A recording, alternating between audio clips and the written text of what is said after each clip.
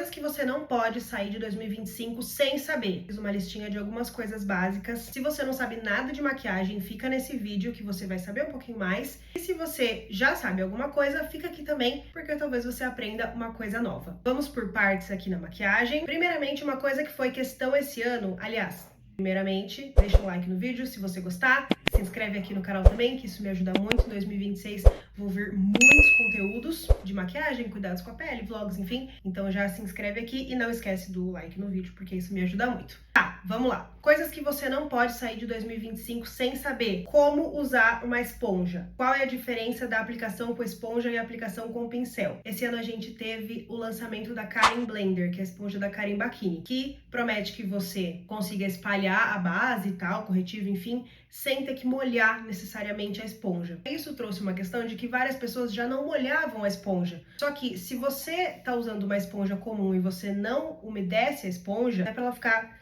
aquela coisa que você aperta e ela sai água, sabe? Ela pinga. É úmida. Então você põe embaixo d'água, aperta para entrar bem a água e depois tira todo o excesso, assim você umedece a sua esponja. Quando você umedece a esponja não suga tanto produto. Ainda vai dar um acabamento mais leve do que o pincel, mas não suga tanto produto. E a esponja da Karin já não suga tanto produto mesmo seca.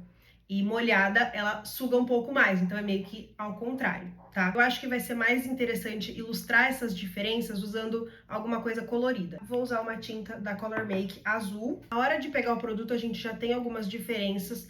Você pode pegar o produto, colocar no rosto uma quantidade e daí vir com a esponja espalhando, assim você tem um pouco mais de cobertura. Você pode pegar o produto com a esponja, ou colocar na mão e pegar ele com a esponja, e aí levar para o rosto, e aí você vai ter um pouco menos de cobertura, mas a diferença não é tão gritante assim. Uma aplicação com esponja. E agora eu vou usar um pincel kabuki, que é o mais comum para base, né? Pegar aqui, e aí você pode fazer a mesma coisa, né? Colocar no rosto ou pegar com a própria coisa, mas ó, sempre com batidinhas, não vai arrastar, porque ó, quando você arrasta, você vai tirando a coisa do lugar. Vou até fazer mais uma camada aqui com a esponja, com batidinhas também, mas ó, com o pincel, com a esponja. Fica um acabamento mais natural? Fica. Aqui, talvez você precise dar um acabamentinho, até com uma esponjinhazinha. Aí você vem e dá um... Mas olha como não tira tanta cobertura. Pra mim é o melhor dos dois mundos. Aplicar com o pincel e depois dar acabamento com a esponja. E quando você usa uma esponja seca, ela vai sugar mais produto. Percebeu? Por isso, esponja sempre úmida, exceto se ela mesma falar pra usar seca, né? Ó, e aí a esponja da Karin Bakini, você consegue um pouco mais de cobertura com ela seca, mas ainda assim um acabamento bem legal. Acho que deu pra entender agora ilustrando com o azul, né? Segunda coisa que você não pode sair de 2025 sem saber, a quantidade certa de pó. Quanto é muito pó, quanto é pouco pó que o negócio vai começar a derreter. A quantidade de pó é quando você passa a mão e aí você sente tudo aveludado. Acho que essa é uma medida bem geral, bem sensorial, assim, que todo mundo vai conseguir saber.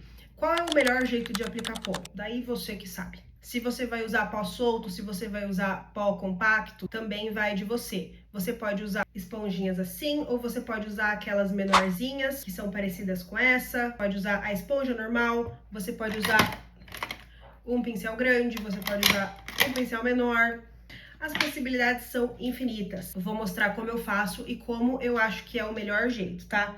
Primeiramente, eu vou pegar a esponja e eu vou desacumular qualquer coisa que tenha acumulado aqui. Base, corretivo, qualquer coisa que possa ter acumulado nas minhas linhas, eu tiro isso primeiro e aí depois eu venho com o pó. Eu gosto muito de usar pó solto, porque eles geralmente são mais finos. Não são todos. Por exemplo, o pó favorito de todos, que é o Invisimate da Fenty, ele é compacto e é muito fino. Então vai da sua preferência, mas em geral, pó solto é um pouquinho mais fino e eu gosto mais porque não marca rugas, não marca linhas e tal. Aí eu venho com essa esponja aqui, vou tirar um pouquinho do excesso aqui na minha mão e aí depois que eu já desacumulei, eu dou uma puxadinha aqui para colocar o pó certinho na linha, para não deixar as minhas linhas sem selar, porque se eu deixar sem selar, ela vai começar a acumular e grudar de novo, e aí já com o pó aqui vai virar uma maçaroca, não é legal. E aí vou levando dessa forma. Questão do bigode chinês, tá? Ó, tô com ele já meio acumulado, principalmente por conta dos produtos que eu usei, que são bem cremosos, então eu vou aqui.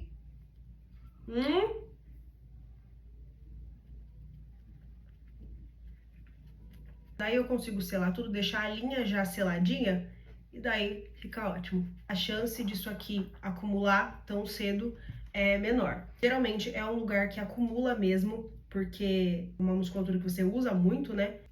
E na testa, mesma coisa. E enfim, vou passando dessa forma no rosto todo. Você pode pegar um pincelzão, tirar o excesso e ir aplicando no rosto também, ó. Eu gosto de fazer isso, mas só quando falta muito pouco do rosto para selar. Não gosto de fazer a primeira selagem com isso porque a minha pele é oleosa e eu sinto que dessa forma não segura tanto. E aí você vai passando, passa a mão. Tá bem aveludado? Tá, então tá ótimo. Não tá? Se ainda tá sentindo pegar da base, do corretivo, sei lá, vem com mais uma camada. E aí também depois de usar a esponjinha, você pode vir com um pincelzão para tirar qualquer excesso que tenha se acumulado ali. Fica tranquilo que o pó vai grudar no que tiver cremoso. Gosto de usar também um pincel assim, um pouco menorzinho, para colocar em algumas partes específicas, né? Então, quando eu não uso com a esponja, eu coloco com um pincel menorzinho. E também, quando a pessoa tem muitas linhas nessa região, eu também prefiro vir com o pincelzinho, que fica um pouquinho mais leve. Pálpebra, a mesma coisa, tá? Eu gosto de selar a pálpebra antes da sombra, porque fica mais fácil de esfumar. Deixo bem sequinho aqui, pra não ficar nada acumulado na pálpebra. Essa sou eu outro dia, porque corrompeu o áudio do resto do vídeo. Enfim, coisas que você não pode sair de 2025 sem saber a função certa do corretivo mais claro que o tom da sua pele. Eu vi, não foi uma, não foi duas, não foi três, foram várias vezes as pessoas comentando em vídeos de pessoas fazendo iluminação no rosto, falando, nossa, mas essa quantidade de corretivo não vai camuflar minha olheira, não vai cobrir a minha olheira. É porque não é pra cobrir mesmo. É porque aquela quantidadezinha de corretivo que as pessoas passam aqui, depois passam aqui pra dar aquele efeito lifting, não é pra cobrir a olheira. É para iluminar. Tá, e aí como é que eu faço? Primeiro a gente pensa em relação à cor da sua olheira. Ela é mais marrom ou azulada? Aí você usa um corretivo com um fundinho mais laranja. Ela é mais arroxeada? Aí você usa um corretivo com um fundinho mais amarelado. Ó, por exemplo, nessa paleta de corretivo aqui, a gente tem claramente qual é a cor da minha olheira e das minhas manchas também. Aqui o mais amareladinho, que eu também uso de vez em quando. Essas duas cores, aqui eu uso para algumas espinhas e aqui eu uso principalmente para corrigir base. E essa daqui de baixo também. Então, antes de querer iluminar, você precisa camuflar essa olheira, porque senão o iluminado vai destacar. Pensa que tudo que a gente clareia, a gente ilumina, a gente joga para frente. E o que a gente escurece, a gente joga para trás. É assim que funciona o contorno do rosto. Eu vou colocar aqui o corretivo laranjinha. Ele já é um pouquinho mais claro, então ele já dá uma leve iluminada. E aí eu misturo com um pouquinho do amarelo nesses dias tipo hoje que eu acordei muito cedo, e aí essa olheira também vem do cansaço e da questão da circulação, sabe? Eu ponho o amarelinho aqui, o laranjinha ali, e aí eu consigo, e aí eu realmente camuflo a minha olheira. Quando eu vier com o corretivo do tom mais claro que a minha pele, ele vai realmente iluminar e vai jogar pra frente aquilo que eu quero que jogue pra frente, sabe? E não deixar ela acinzentada, dependendo do tom de olheira que você tem, nem deixar ela ainda mais evidente, sabe? E lembrando que textura, bolsa, linha, não vai ser coberta com corretivo. Lembra da Amanda do BBB, que ela tinha bolsas aqui nos olhos e ela usava um tantão de corretivo. Só que o corretivo jogava pra frente e aí aparece ainda mais. Deixa eu chegar mais perto, funciona mais. Ó.